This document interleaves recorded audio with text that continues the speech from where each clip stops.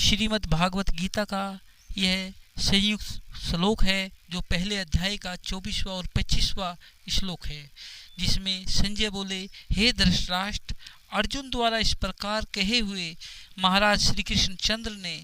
दोनों सेनाओं के बीच में भीष्म और द्रोणाचार्य के सामने तथा संपूर्ण राजाओं के सामने उत्तम रथ को खड़ा करके इस प्रकार कहा कि हे पार्थ, युद्ध के लिए जुटे हुए इन कौरवों को देख। तो प्रश्न क्या हुआ कि गुड़ाकेश का क्या अर्थ है और संजय ने अर्जुन को यहाँ गुड़ाकेश क्यों कहा। उत्तर में क्या कहा कि गुड़ा का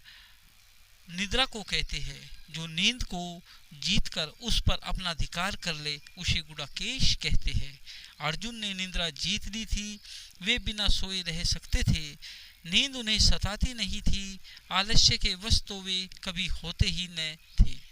संजय गुड़ाकेश कहकर यह सूचित कर रहे हैं कि जो अर्जुन सदा इतने सावधान और सजग है,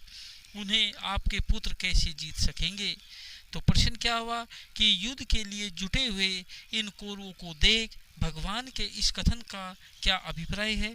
तो उत्तर में क्या कहा कि इससे भगवान ने यह भाव दिखलाया है कि तुमने जो यह कहा था कि जब तक मैं सबको देख न लूं तब तक रथ वहीं खड़ा रखिएगा, उसके अनुसार मैंने सबके बीच में ऐसी जगह रथ को लाकर खड़ा कर दिया है जहां से तुम सबको भली भांति देख सको। रथ स्थिर भाव से खड़ा है, अब तुम जितनी देर तक चाहो सबको भली भांति देख लो। यहाँ कुरुन पश्य अर्थात कौरवों को देखो, इन शब्दों का प्रयोग करके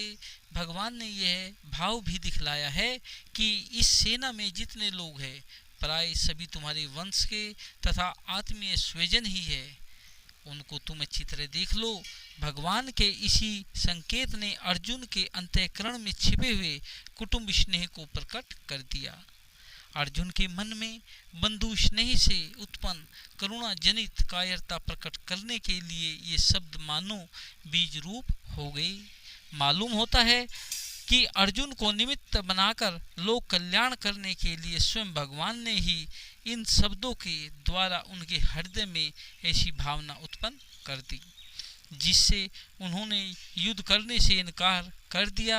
और उसके फल स्वरूप साक्षात भगवान के मुखारविंद से त्रिलोक पावन दिव्य गीता अमृत की एक ऐसी परम मधुर धारा बह निकली जो अनंत काल तक अनंत जीवों का परम कल्याण करती रहेगी। तो संबंध क्या हुआ कि भगवान श्री कृष्ण की आज्ञा सुनकर अर्जुन ने क्या